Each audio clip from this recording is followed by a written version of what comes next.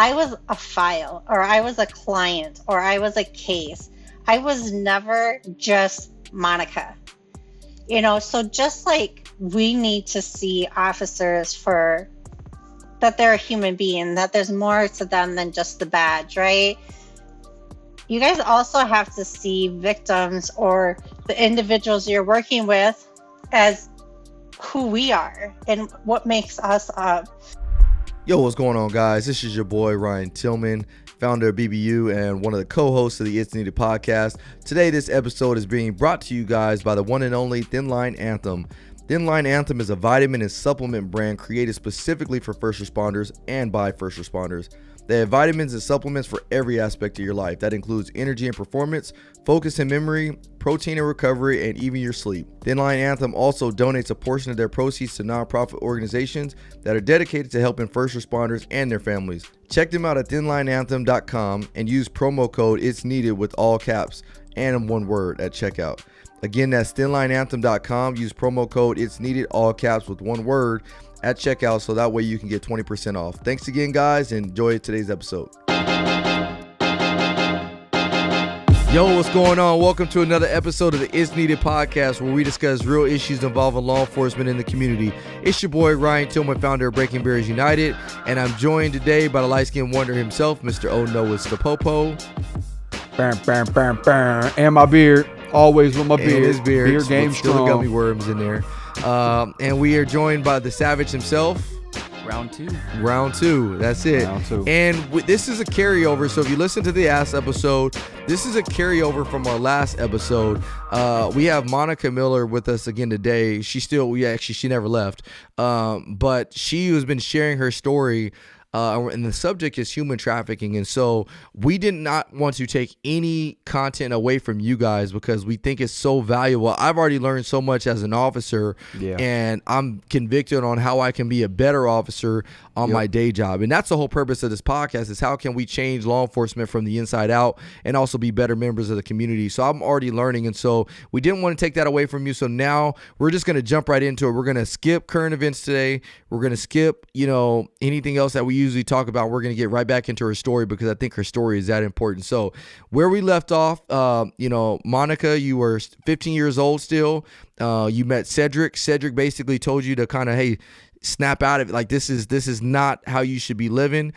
Cedric was a guy that was so influential in your life that you ended up naming him after your son, or you ended up naming your son after him.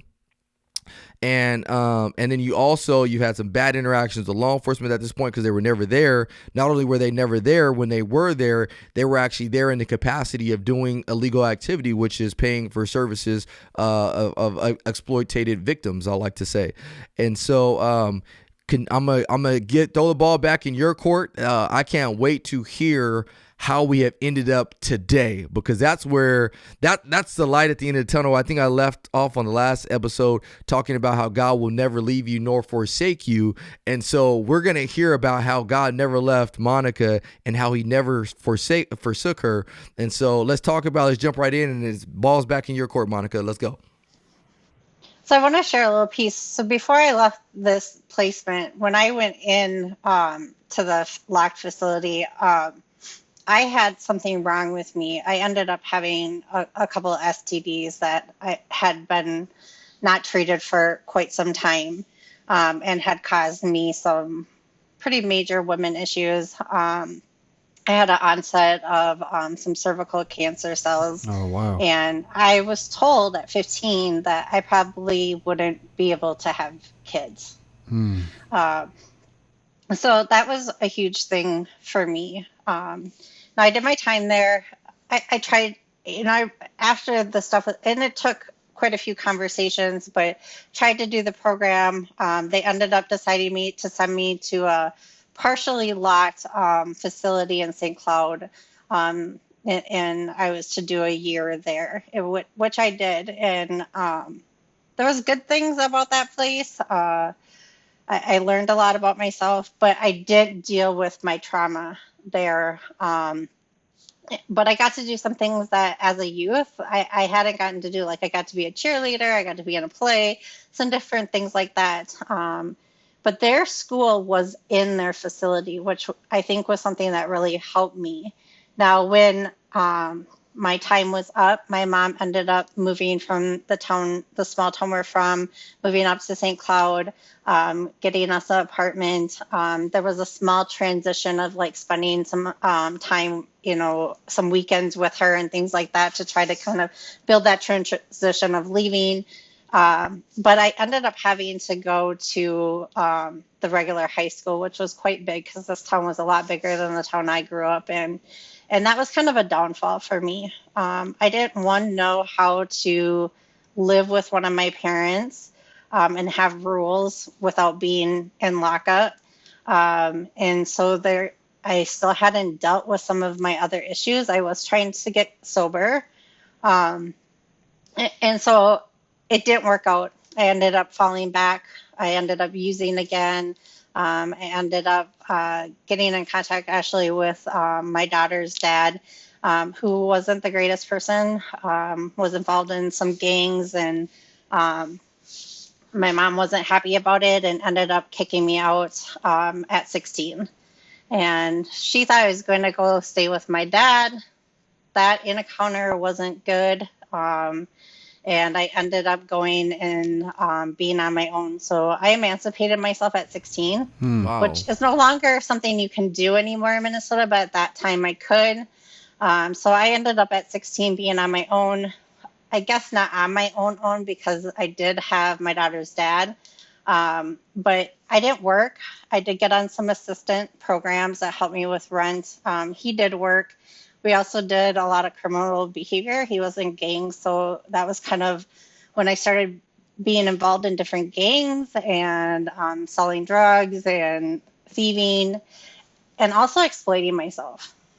So I kind of had learned by being in life, I had learned the one thing I could make money or the one thing I could do to get the things I need was sex. I learned that really on, and I felt like, well, at least I'm in control of that. And so that's kind of what I would do.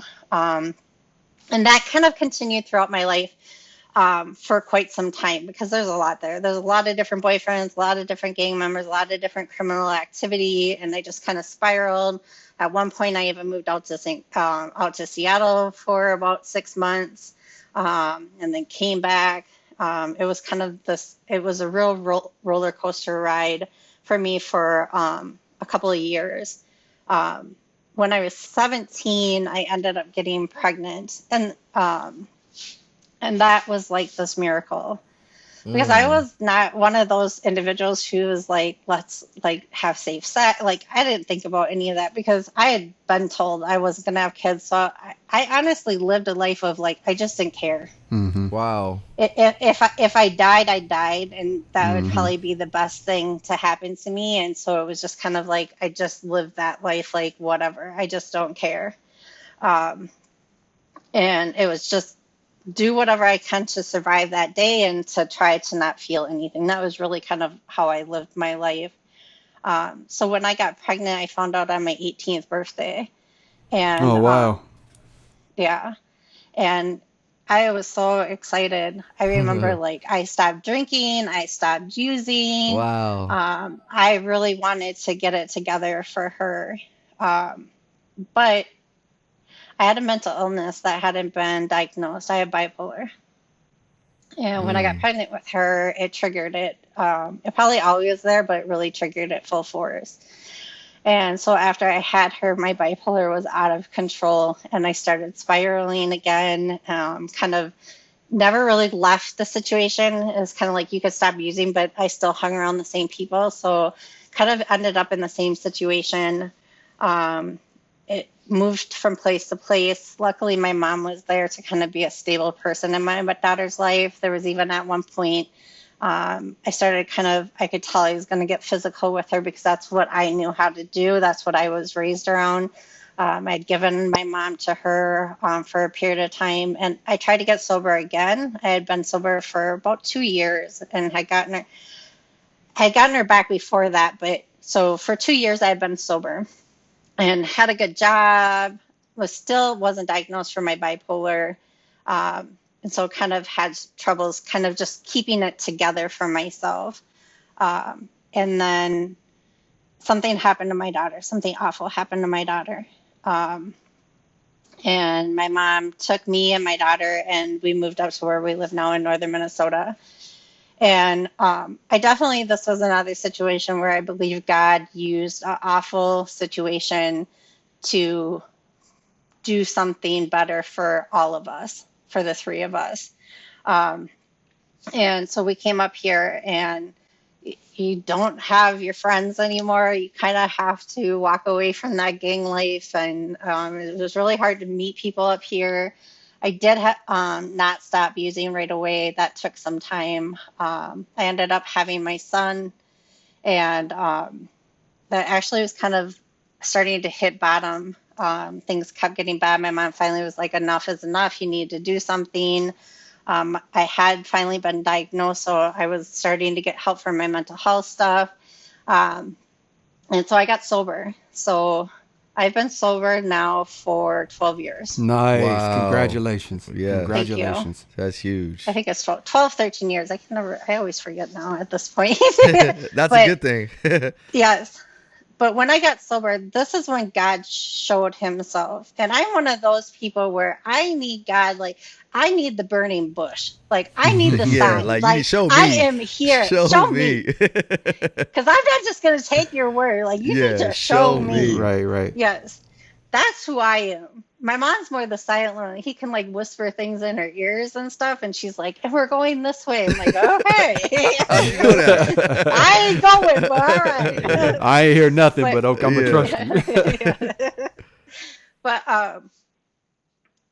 I was in a group for mental illness, and there were some people who, I don't know if you've been in recovery, but if anybody watching that's been in recovery and you're not in recovery anymore, you know those AA people, you know those NA people. They got that talk about them when they're in recovery. And so you kind of like, I'm kind of going to stay away from you because you're not trying to mess up what I got going on here. And so there's a couple of people. So then when my mom kind of came and said, this is it, you got to make a decision, I actually was at a place, my kids are going to hear this. I was writing a letter to my mom and giving her custody of my kids because I knew I was so broken that I was no good for my kids. And I was so broken by the secrets of the things that had happened to me because I thought I was a prostitute. And I thought I was not lovable. I was somebody who I couldn't look at myself in the mirror because I didn't like what I saw. And so that's why I used. And I got to a place where I couldn't see stopping. I didn't know how. I had tried. And that was the thing, was the people I used with at that point, we used to use in this little shed, like literally like a shed. And this one lady we used to use with, she said, it was just out of the blue. She's like, I wonder what it'd be like to be sober for a month, like to not use. I mean, we're all high off our rocker. Like, what the heck? Okay. What kind of conversation is this? Yeah. But this is God. This is God, right? This is God. And I'm like, I wonder what it's like to be sober for a day. Like, don't give me a month. I can't, like, what's it going to be like to be sober for one day? Wow. And so I tried to just like, I'm not going to use today. And I would hide my stash, and I would, like, I used to use out in my garage. I'd lock myself in the house, like, because I don't, like, this is an addict mind, right? Because I can't unlock the door or something, like, or I don't know where I hid something, like, this is what I was trying to do. And I couldn't stay sober for one day. So this was where I was at, realizing, like, I can't stay sober for my kids. You know, I can't do this. So I need to walk away from them. So I was writing a letter when my mom came home, and we have some Irish in us. We're pretty feisty women, so we can get pretty rah-rah at each other. And it didn't happen. She just came home, said what she needed to say. It was kind of this peaceful thing. She left. And I was looking at this paper. She didn't even know what I was doing. And I folded it up and I put it in my drawer, and I went to this group that I wasn't planning on going because I was planning on leaving. and I don't know where I was going to go, but I was planning on leaving.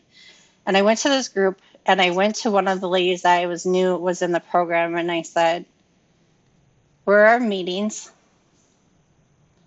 And so she told me that there was one that night, and I was scared to go, and so I said, "Will you go with me? Because if I don't go tonight, I'm never going to get clean." Now, this is where God tests you. Because the place where the meeting was at was between two bars in our town. And the meeting was late. And I thought, really? Like, this is where you got me. Now, I was one of those people who, when I got sober, I picked one thing or the other. I didn't get sober from everything. It was like, okay, I'm going to quit smoking. Like, weed was my drug of choice. Or I'm going to quit drinking. It was one or the other. But I'd always do the other one.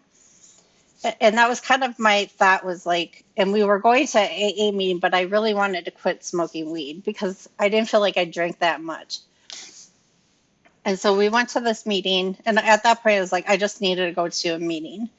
And usually they're pretty diverse. I had never been to a meeting in this town, so I guess I didn't know what I was expecting. Now, while we're waiting for this meeting, this drunk lady comes over and like asking us for cigarettes and like, "Hey, do I want to come have a drink with?" I'm like, wow, you're really testing me here. Like, how bad do I want this? Yeah. Get into the meeting, and the guy says, "If you're not here for your alcoholism, please leave now." And I'm like, "I'm here for my drug addiction. Now, do I leave? What do?" And at that moment, it was like, do you want to be sober or do you not? Like, it was like God saying, you need to make the choice now because we can't keep doing this. And so I stayed, and I've been sober ever since from everything. Wow. And that's when in AA, they're very, it's a higher power of your understanding.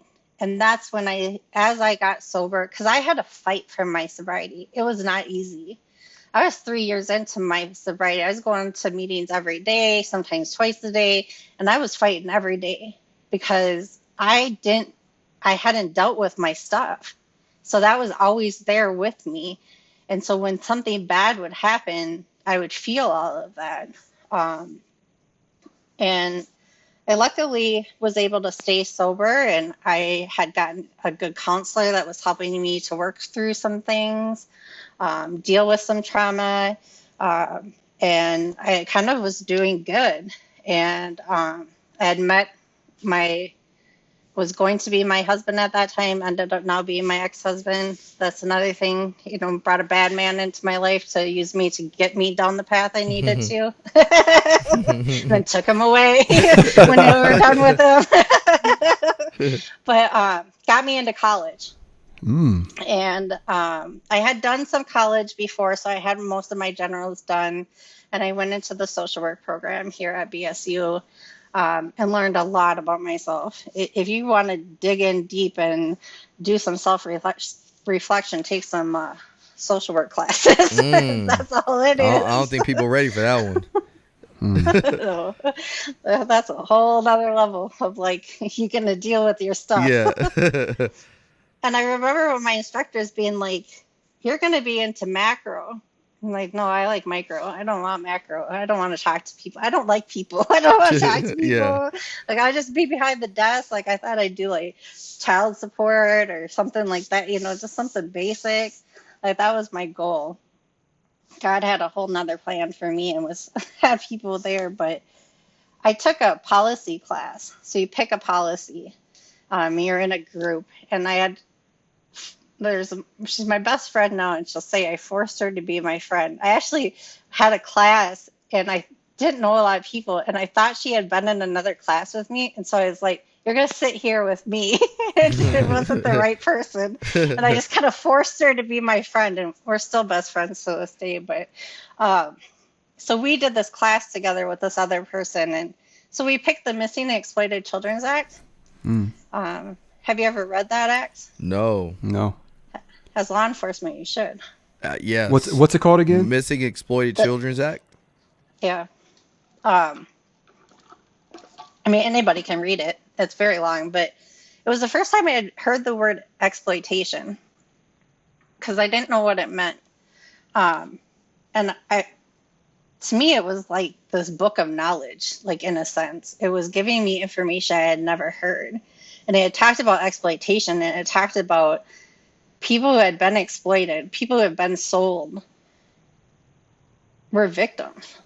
I'd never heard that before. And I remember calling up my best friend, I think it was like 2 or 3 in the morning. Like, I woke her up.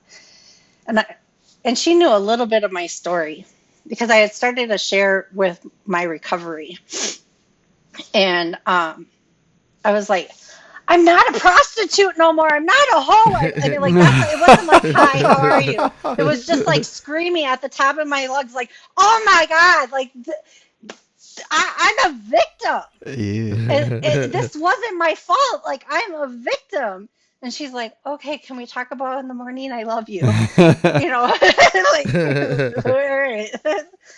But it was this like eye opener for me of what these people did to me was their bad, was their evil. You know, just like when I was raped, that was their evil. You know, they were evil people, and those were awful things that happened. And I was a victim of a crime. I was a victim of the circumstances that these individuals, and then talking about the people who bought me, that was their evil, not mine. That was their shame, not mine to hold anymore. And it changed my world forever. I've never been the same ever since because I can look at myself in the mirror now.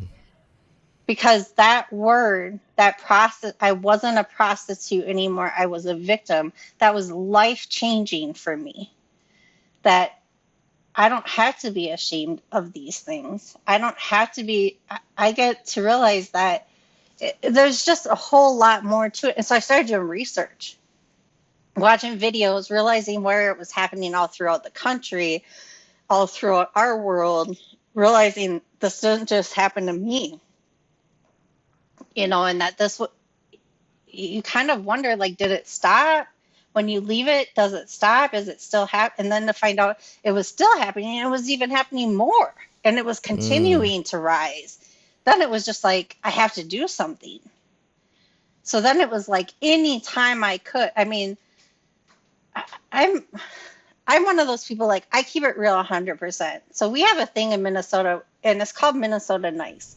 And basically what Minnesota Nice actually means is we nice to your face, and then we say whatever we want to say behind your back. I'm going to use that next week when I go out there.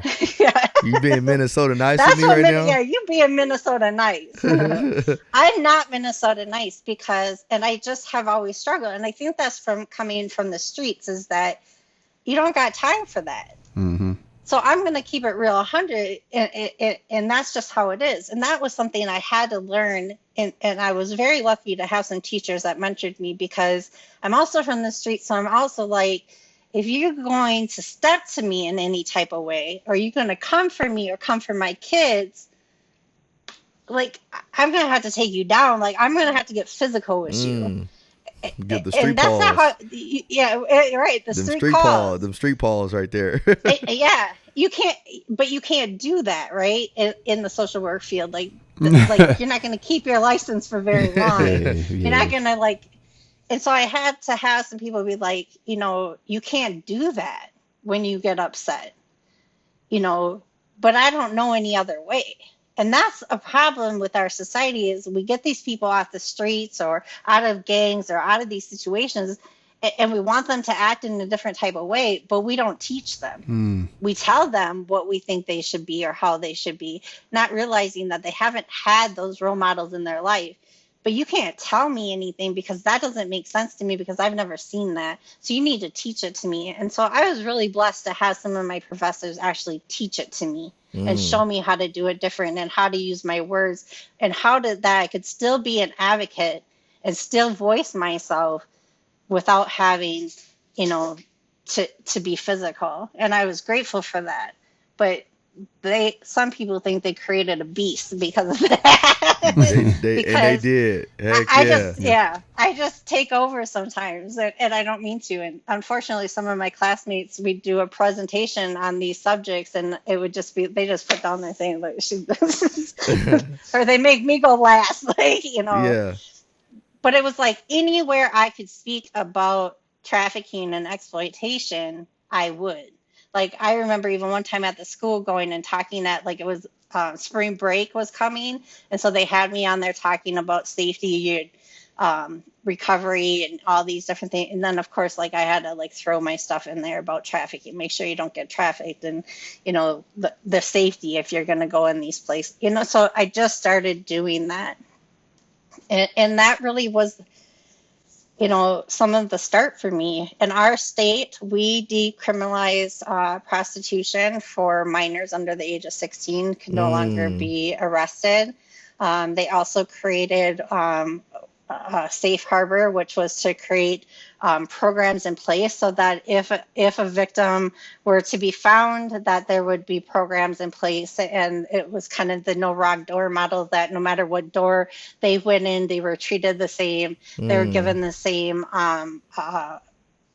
opportunities and stuff. And they created what were called regional navigators. So they split our state up into different regions and created these navigators, which were doing trainings and kind of being the first face for these victims and stuff. And I ended up becoming one of those. And that's when my story really became known. I ended up doing, I had somebody who I still work with approach me in their county.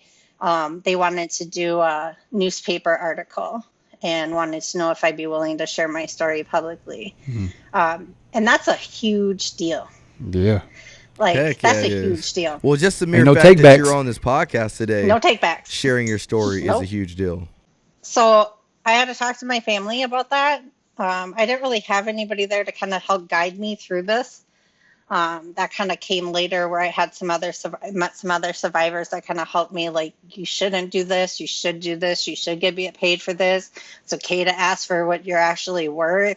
Don't get paid, like, don't pay a survivor in gift cards. Like, please don't pay a survivor in gift cards. Like, but all these things took time, but that was really life changing for me, though. I had an amazing reporter that really took days and time with me, did her research to make sure my story was legit, which was kind of interesting. Contacted some people that probably hadn't even thought of me for a really long time. Yep. And then she did a photo shoot. I've never experienced anything like that before. And so through that, then I started doing some training with law enforcement and just some conversation. And in this county, it wasn't even my county, but they really had me involved in stuff. But I went to a chief meeting. Have you ever been to a chief meeting? Oh, yes. That's not the most intimidating thing. I don't know for law enforcement. Oh, yes. But when you're a person that used to be a criminal, Now you're talking to the chief. And now you're talking to all the chiefs and a few sheriffs, and it's like, whoo. Well, we're gonna get you on more of those. We're gonna get you on more of those. I can tell you that. And then I start to have this conversation about, a training it was a public forum we were gonna do, and one of the chiefs was just like, "This is bullshit," and like said some things to me he probably shouldn't have, and now he's my advocate. He ended up coming to the presentation and hearing my story and thanked me, and he's the advocate, and he just is an amazing person. And I had that happen with some other law enforcement where they just like in tears giving me coins and just showing me that they were different and that they were trying to make a difference.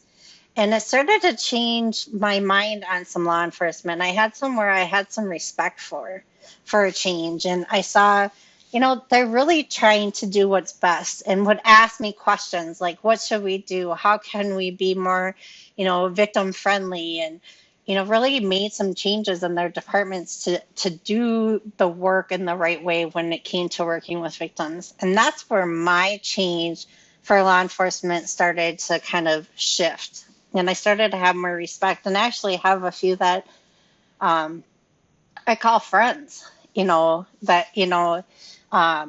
started doing law enforcement training. I trained some BCA officers. I've done some trainings for some probation officers that work with sexual predators. So I started and you get this different, every time it's a different reaction. When I did the training with the probation officers who work with the high-end sex crime individuals, he did not believe at first anything I was saying. And by the end, he's like, you changed me and you changed me for life. I know that's when God's moving me, because there's a lot of times in my trainings, I don't have a clue what I just said. I'm like, God, take the wheel. That's right. Am your vessel, That's you right. know? And so changes like that, and that's my goal, is that if the horrific things that happen in my life, if I can help one individual not to have to go through, I hope more, but if I can help one individual to not have to go through what I went through, I've made a difference. Like, that's my whole, what I do. I ended up leaving my job. The agency I was with ended up exploiting me. They wanted to make money off of my story, and I couldn't have that. And so I kind of tried to create my own business. It's kind of been a hit or miss, but I'm happier. There you go. I get to be with my kids. And through all of this, then my son decides he wants to be a law enforcement officer. My man. Which was a lot of conversations. And what I know from him and his heart is that he will be a great officer because he cares and he's genuine. And so it made me be proud. I was a little shocked, like I could raise a police officer, wasn't it? Like, anybody who knew me from the day would be like, what? Yeah.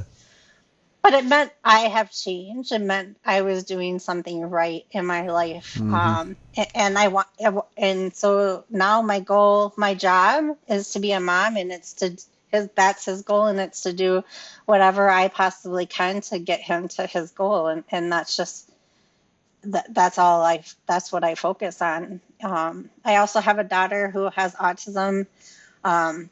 And so I love being a mom, and I love that I get to be in my kids' life. Me and my mom have been living together, raising my kids now for 18 years.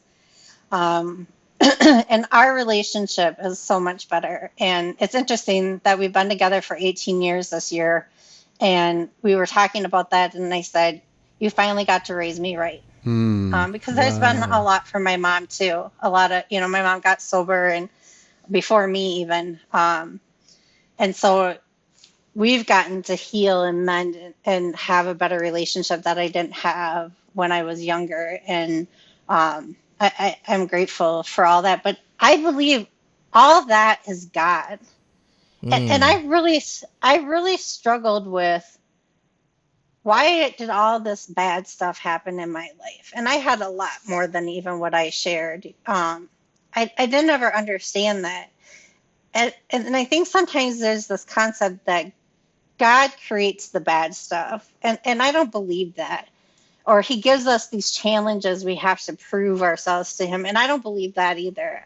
I believe that there's Satan on this earth. That's right. And, 100%. and God can't control that. But what he can try to do is to bring light to those evil things, or those evil things that have happened. He can make light of those. And I think of the butterfly. Like, when I'm in my cocoon, that's when the bad stuff, when I've let that evil stuff just destroy me, and I'm done. I'm just done. But when I let God in, I get to be the butterfly, and I get to make a difference, and I get to be seen, and his glory gets to be seen. That's right. And so for me, that's what I continue to try to do as much as I possibly can, is what happened to me when I was younger and being trafficked, that doesn't have to be my end all, Mm-mm. you know? And I make the choice to walk with God and to share my story. But that not every survivor has to do that in order for us to end trafficking. Because that's my hope for our future someday, is for there to be no more trafficking in this world. And that's going to take everybody's help to make that happen, because we're talking law enforcement to getting rid of buyers to, not having our youth be so vulnerable that these traffickers can just plop them out, and right now it's scary because our youth are at home a lot of times by themselves because parents have to work. I get that, no Mm-hmm. shame, but they're on the internet, and as they're on the internet, there's exploiters on there too, and so we have to think about all those things, and this world is just scary. But I watched your thing the other day about balance, and I was thinking, like, our world is so off balance, Mm-hmm. and we're at a place right now where I think God is kind of shaking us. Mm-hmm. Like, Wake snow up. globe, okay, I mean, wake up, Wake up. something's gotta change. And um for me, it's like the same conversations that I have to have with my son about everything that's going on. I have my views because I'm a mom and I'm protective because I know what that world's like. I've seen the evil. He hasn't. He's grown up very privileged, in a way very privileged and very, secluded from that. And but I also then have to find that balance of giving him the right to feel the way he feels, because I'm Mm. not him. And he's a big one to tell me, I don't want to be seen for the color of my skin. I just want to be a cop. And I just want to be a good cop. And I don't want to be a black cop. I don't want to be I just want to be a good cop. And I want to enjoy being a cop because that's what I chose that I want to do with my life. And I just want you to support that. And that's hard as a mom because I'm like, but other people are going to see you as a black cop. And I have to, and I just have to tell them, I just want you to be prepared of how you're going to handle that situation when that Mm. situation comes.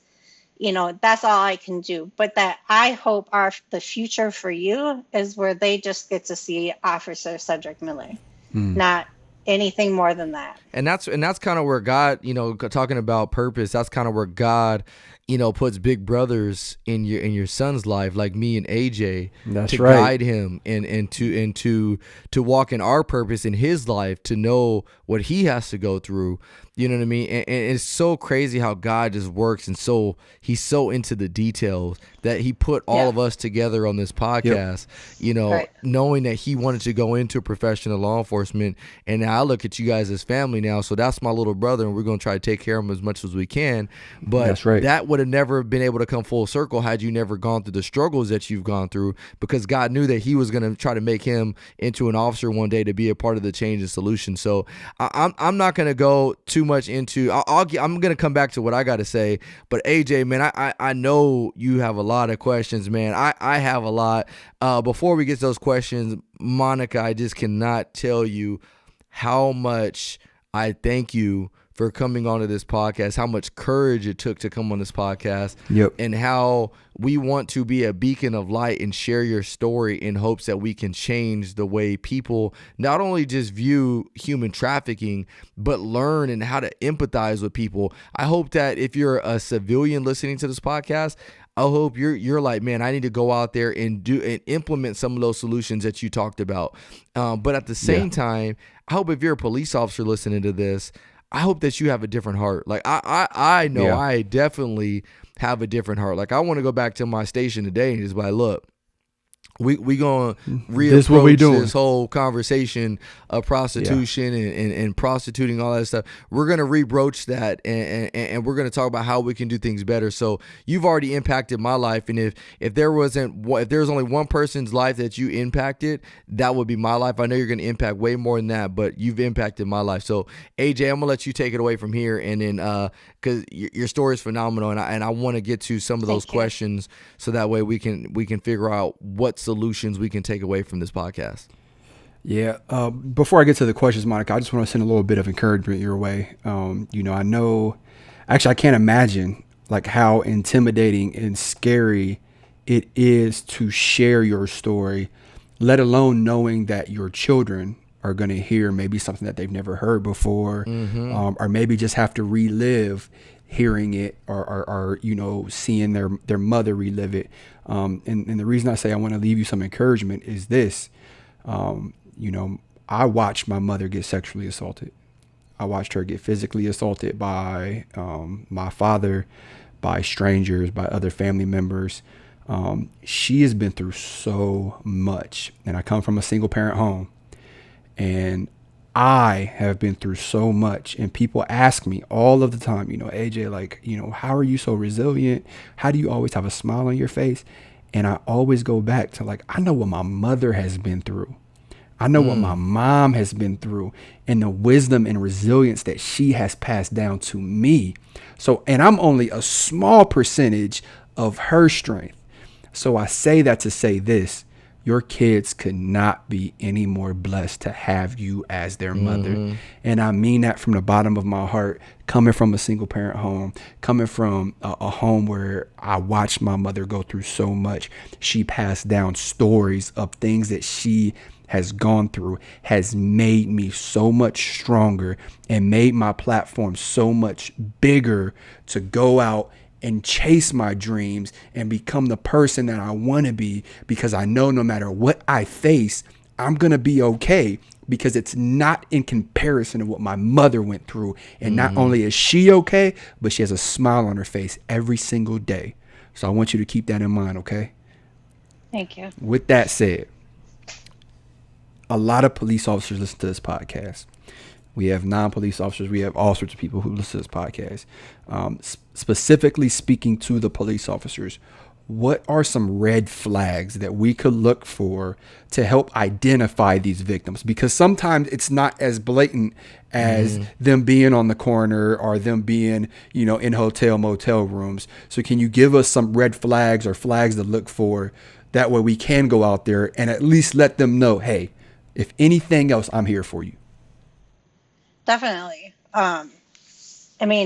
Number one thing I always say is a youth that's running away, they're running away for a reason. So, like, nobody runs away from a good situation. And sometimes it doesn't mean it's a super awful situation either. Like, sometimes things are just bad and they're don't know how to communicate with their parents or how to fix the situation, and so they're running away. Youth who are runaways are at high risk for some type of exploitation to have happened while they're on run, and that's where it's understanding that the exploitation piece of it, because it's not just the trafficking. With trafficking, you have three individuals usually. You have an exploiter, a buyer, and then the victim. Which with exploitation, you just have the victim and an exploiter. And so understanding that those runaways are usually pretty high at risk of have some exploitation. So that's where your opportunity, because usually law enforcement are the ones to go get runaways, right? When they're found. And so that's your opportunity to start building that relationship with them. Understanding that when you're picking up that runaway, they're not a criminal. They're a youth who is running away from a situation. And so using that opportunity to listen and to find out, what are they running away from? How can you help them? Who can you bring into their lives to help whatever that situation? Because you might be their first contact with law enforcement. So how you react to that is going to determine how they're going to view law enforcement in the future. That's good. Some other risks are they hanging out with older boys?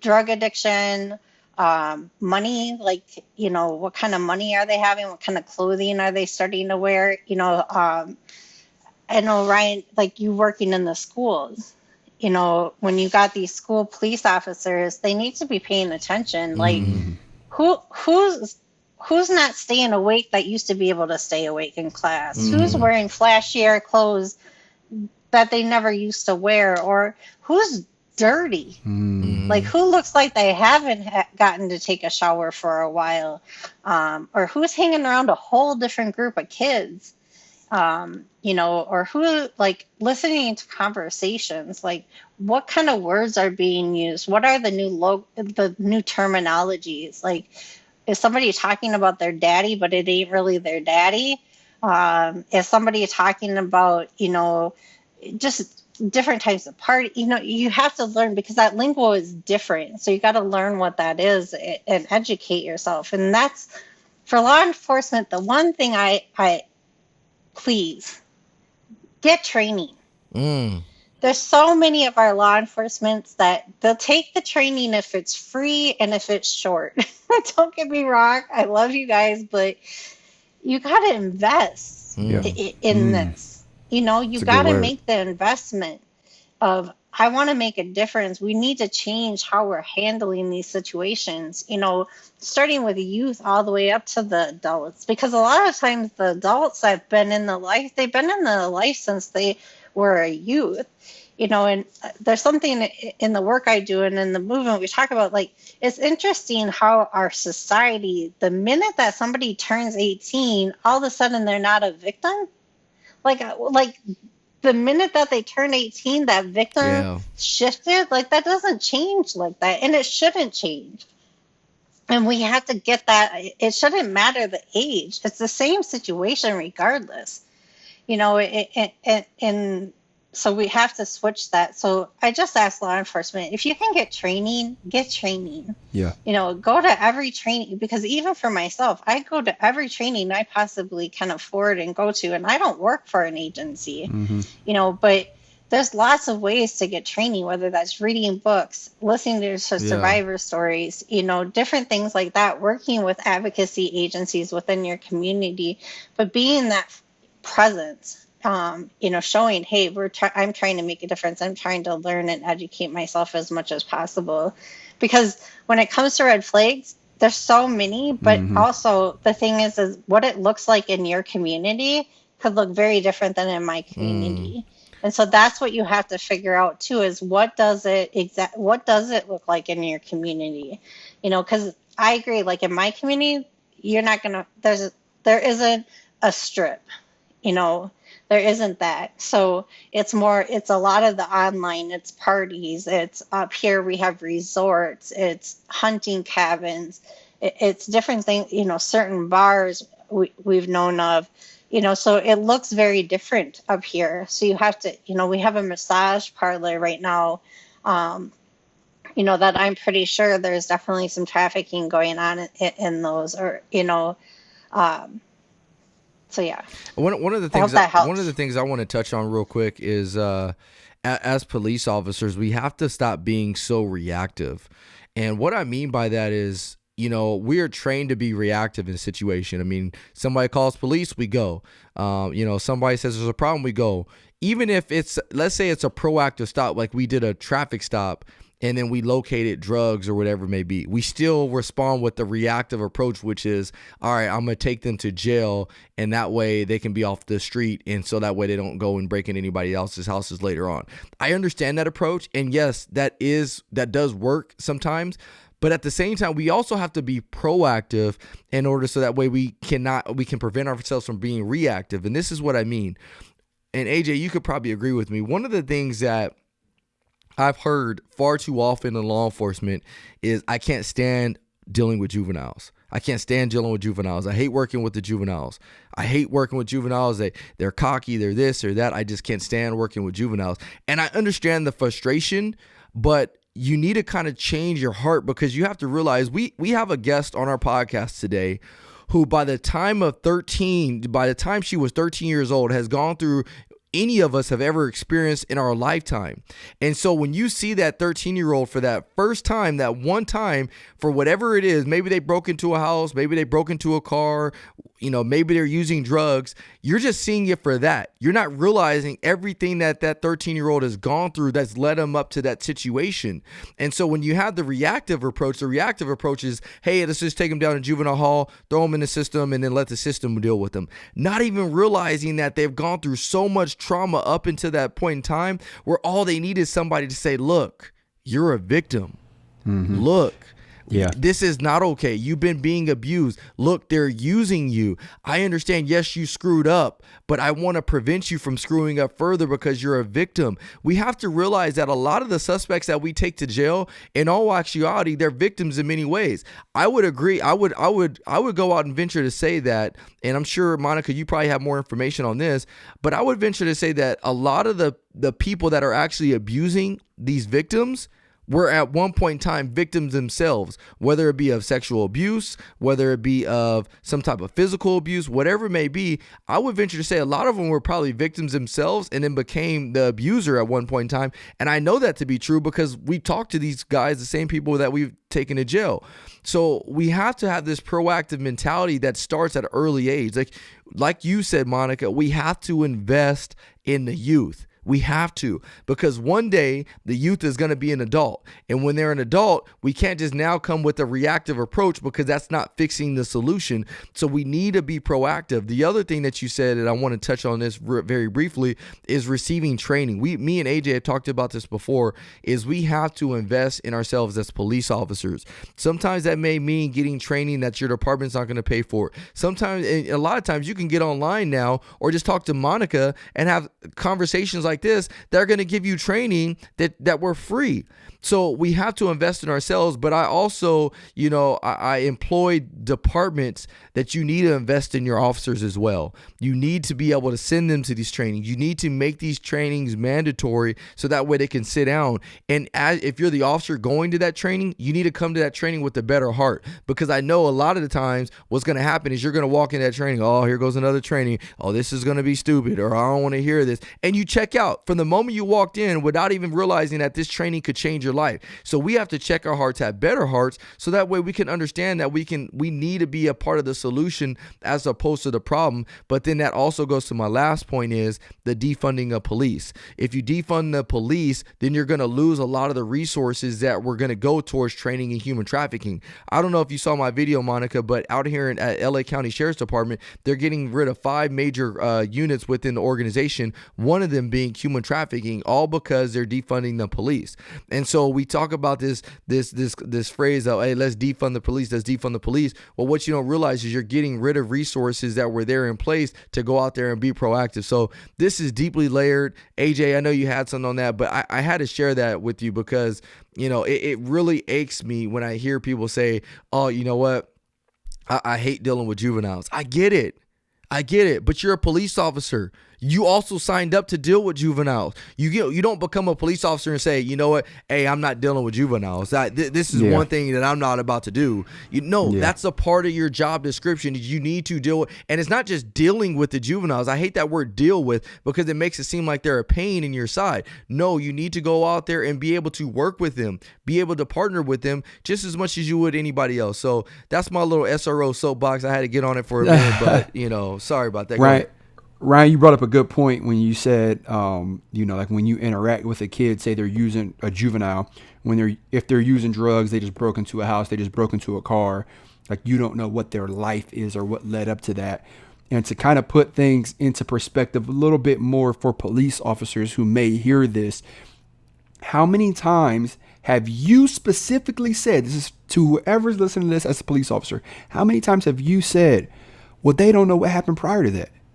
Meaning there's a video of a police officer using force on somebody, and the police officer says, well, you don't know what led up to that, which is true, which is 100% true, right? Like you can't judge me based off of a 15-second clip, not knowing what happened prior to that. But yet in the same breath, we tend to do the exact same thing when it comes to these juvenile offenders, in quotes, right? Like they're breaking into a car, they're running away, they're using drugs.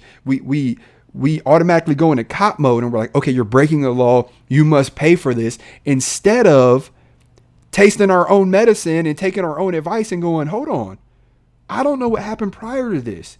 I don't know what led up to this. Maybe something is going on at the house. Maybe I need to dig a little deeper into this. And then if anything, I could just let this teen say, hey, you know what? I'm going to take you home. I'm going to talk to your parents. I'm going to make sure everything's good there. If things aren't good there, maybe I could maybe take you somewhere else, to a different family member's house, to, wherever, and just dig a little deep and have a little empathy. And Monica, I have to say this. You said earlier in the podcast, like if you impact or change one person's life, you feel like your job is done, even though you hope to impact many more.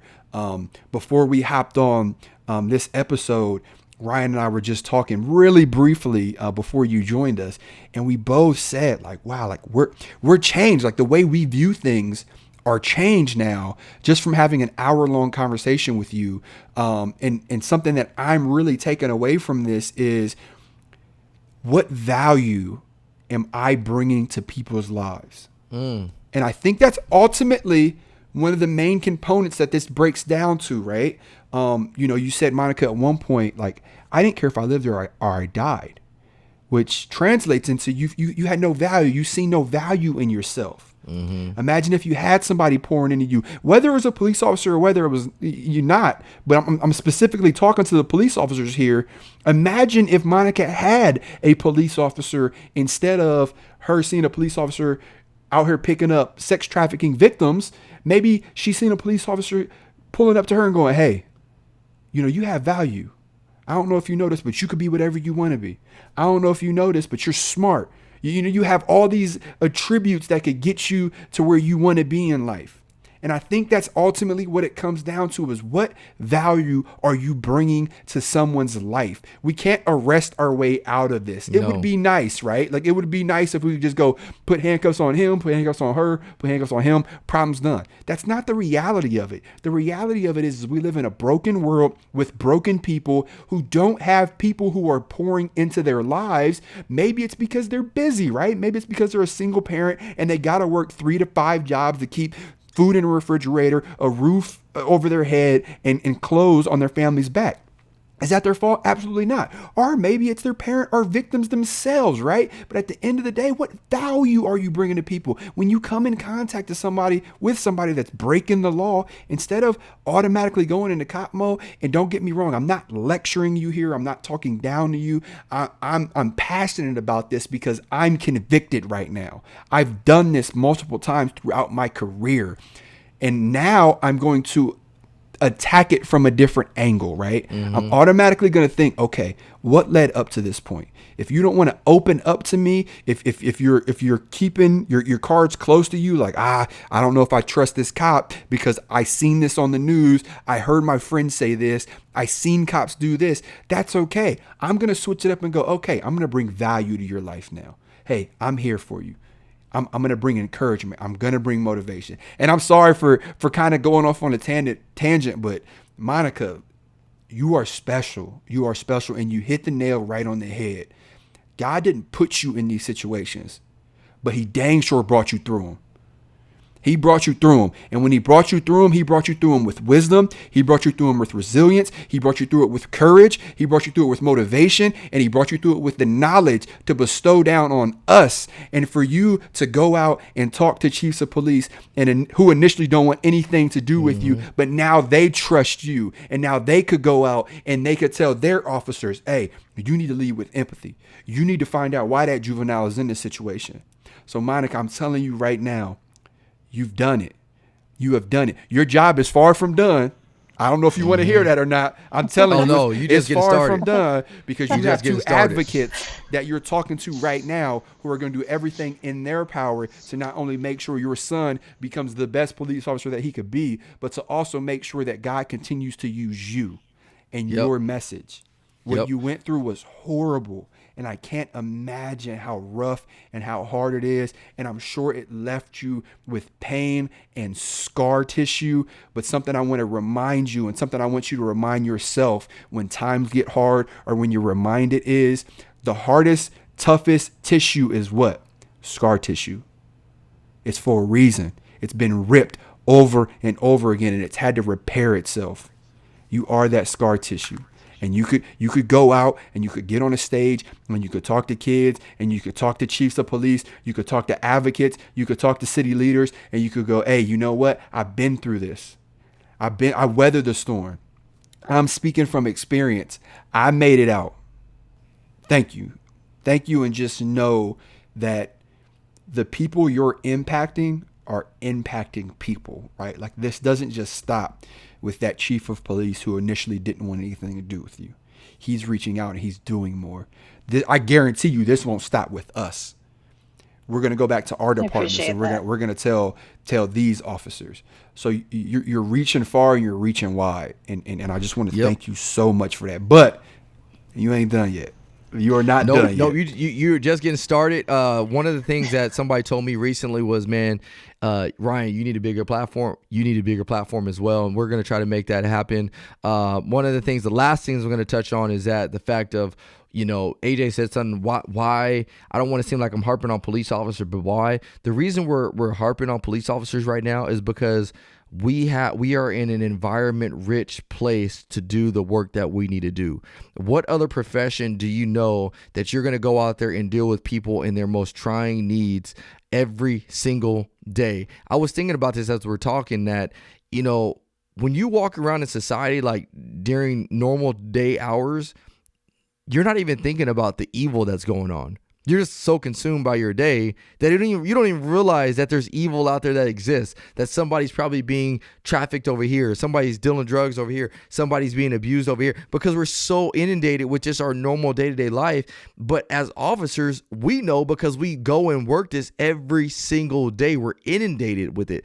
So that's why we're talking to officers specifically, is that we have the opportunity to go out there and impact people's lives every single day. But in order to do that the best way possible, we also have to be able to understand and hear the stories of real life people, of what they're going through behind the situation that we're just contacting them. What's the context that we're talking to them? So I have to lead and end with this, is that. Can I say one thing? Yeah, go ahead. So in one of your videos, Ryan, you talked about how you share a remnant of all that you're an officer, you're a husband, you're a father, all these things, but that they're all a part of who makes up Ryan, right? Mm-hmm. So that's one thing that I hope officers understand, is that when you're looking at these victims, and I know for a lot of officers, their first thought is, oh, there's a prostitute. There's a lot more layers than that. For me, have been a victim of exploitation, have been all these different things. Being a victim is a piece of who I am. Being a survivor is a piece of who I am. Being a mother is a piece of who I am. But I remember that a lot of the law enforcement or social workers, different people that I worked with, I was a file, or I was a client, or I was a case. I was never just Monica. So just like we need to see officers for that they're a human being, that there's more to them than just the badge, right? Yep. You guys also have to see victims or 100%. The individuals you're working with as who we are and what makes us up. And one thing that is missing in our different programs with law enforcement, social services, advocacy, different things like this, why exploitation and trafficking continues to grow in our country is because we are not listening. We're not listening to our youth. We're not listening to the people who are hurting. We're not listening to adults. We are not listening. And exploiters are listening. They are taking the time to hear that person's story and troubles and what is woeing them. And that's what makes them great at what they do. And that's what makes people turn to them, because they're not getting it other places. So wow, that's one deep. Thing that we need to change. That's deep. Something so simple as just listen, how it can just change the world. I actually did a video called Listen as well. So, what's funny is Monica, again, I'm going to continue to tell you this over and over again. We can't thank you enough. Where can our listeners find you, or where can they go to support you? So I know you mentioned your website. Do you mind sharing your website out loud so that way they can go find you there? Yeah, my website is www.choosemn.org, and choose is spelled CHUSEMN.org. And choose stands for Creating Hope and Unity for Survivors of Exploitation. And you can see all the different things I do, and it also has a link on there where you can contact me on there. Wow, that's phenomenal. So please go check her out. Please support her however you can, because she definitely deserves it. One of the things I'm going to highlight is the power of God in Jesus Christ, because that right there Amen. is why we can have this conversation. When you hear about stories in the Bible about the Apostle Paul and how he was locked up and chained and this and that, you're like, man, like how does that even happen? Like that don't even sound realistic. We just saw a similar story today that's living proof of how miracles still do occur to this day. And so you know what, I'm so excited that we were able to talk to you today. I'm so overjoyed with the hope that you've given me to go out there and change our profession. And also I am very overjoyed with the fact of we are in this competition, this fitness competition with Thin Line products. And I got to give a shout out to our sponsor. Usually we do it earlier, but Thin Line products are getting me right, getting AJ right, getting Billy right. Billy stepped away from the taquitos and said, you know what, he's going to take it seriously. So if you guys are an avid listener of this podcast, please go on to thinlineanthem.com to get their products. Utilize the hashtag. Is it it's needed? Yeah, promo code it's needed, all caps, one word at checkout. Yeah, no hashtag, just it's needed. Yeah, just no hashtag. It's needed. And then they'll give you 20% off for that. So I want to make sure that we get our sponsor in there, because again, they're helping bring this podcast to you. But Monica, thank you. I can't thank you enough. We got to have you back. We got to do a follow up. However I can help you, let me know. AJ, same thing. I'm sure he'll however we can help you. And the other thing too, if you're a listener of this podcast and you want Monica to come out to wherever you're at, to your department or whatever, or speak, please reach out to me or Monica. But if you reach out to me, I will make sure I make that connection. And hey, I'm just letting y'all know this now. I don't care what y'all want to tell me, but yes, she charges. So y'all gonna have to pay to have her out to your organization. Yep. And it's worth it. Yeah, it's worth it. So she does charge. But it's worth it. And the reason I say that is because she has a powerful story that needs to be heard, but she also has a family that needs to be taken care of. So that's why I say that. So again, Monica, thank you so much. God bless you. And if you guys don't mind, I want to say a quick prayer to all those that are going through being a victim of human trafficking. So dear Heavenly Father, we come before you and I just ask that you just be with everybody in this dark world that's been a victim of human trafficking, Lord. We ask that you would just continue to give them the hope and courage that Monica had, allow them to be able to realize that there's light at the end of every dark tunnel, and just allow them to remember that you will never leave them nor forsake them. I know that even though they may not believe in you, even though they may not trust you, we know that you have we know that you're there with them every step of the way. So I ask that you allow them never to waver and never to lose that hope, so that way they can come out just like Monica did. So we love you, we thank you, we ask of all these things for your son's name, Jesus Christ. Amen. Amen. Amen. Monica, thank you so much. AJ, I love you as always. Love you guys as always, Billy. And we'll see you guys next week. Peace. Bye. What's going on, everyone? This is Billy, or as Ryan and AJ like to call me, the Savage. I'm here to tell you about the Thin Line Anthem Transformation Challenge. This is an 8-week fitness challenge starting August 3rd. There are 3 things you need to do to enter. These instructions will also be pinned at the top of our private Facebook group in a post if you need to go look at it later. The 3 things to join are: 1. Subscribe to our It's Needed email list. 2. Join our private It's Needed Facebook group. 3. Buy a Thin Line Anthem product. 4. Send in a before photo holding your Thin Line Anthem product to itsneededpodcast@gmail.com. Comparing the before and after photo is how we will choose the winner. All the links needed for these steps are in the show notes, and again, detailed instructions and links will also be pinned at the top of our Facebook group. Thin Line Anthem has let us know they will be giving a $200 gift card to the winner. We will be giving away some free merch, and plus being healthy is just good for everyone. So remember to get your product and send in your before photo before the start date of August 3rd.